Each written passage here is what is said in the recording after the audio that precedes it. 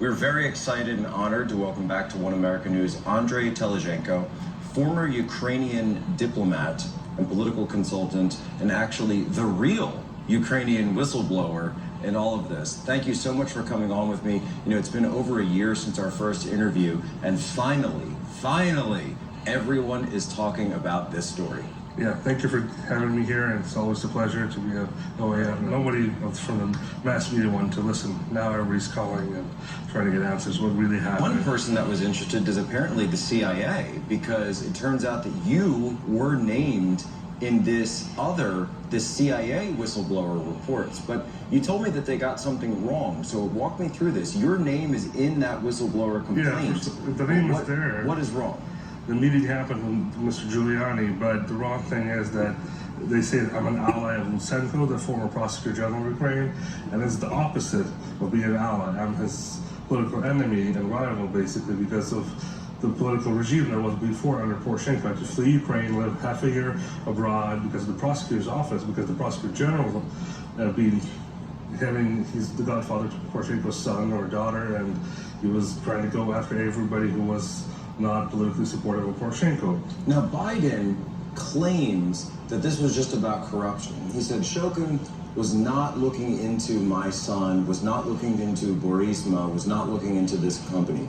Yet we see Shokin now in these new documents that have come forward. Shokin testified that yes, he was investigating Burisma. Yes, he was investigating not necessarily Biden's son, but where all of this money went. There was money that went missing. He was investigating the entire thing. So Biden, according to this testimony, was actually wrong in that. So what are you seeing? Are you hearing that that actually was the case? That actually was the case. And we're talking about some pressure here from President Trump to Zelensky, which we see that never happened. And you're talking about comparing the pressure that was given aid, or you fire the person, or we're not going to give you any money. That's basically corruption. Gave him 1 billion reasons.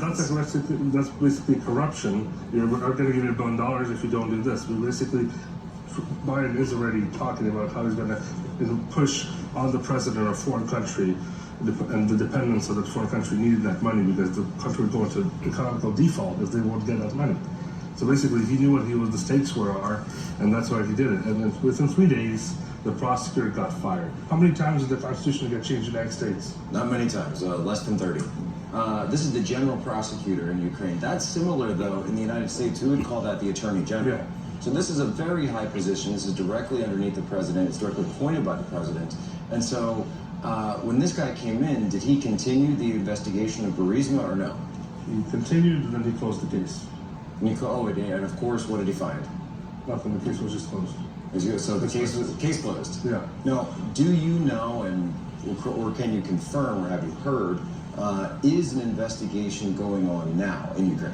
There is with the Biden story. There's nothing investigation happening right now. Okay. The new prosecutor office is not doing anything right now, so we're waiting for any new developments which are going to happen in the next couple of weeks. Hopefully, they will start something and make it public, so because nothing like this can be disclosed out from the public. Because Hunter Biden isn't the only person involved in this, obviously.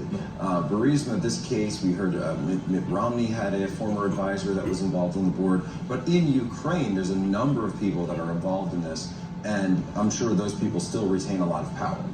Very good. Andrei Telezhenko, the real Ukrainian whistleblower. Thank you so much for being with us. Thank you.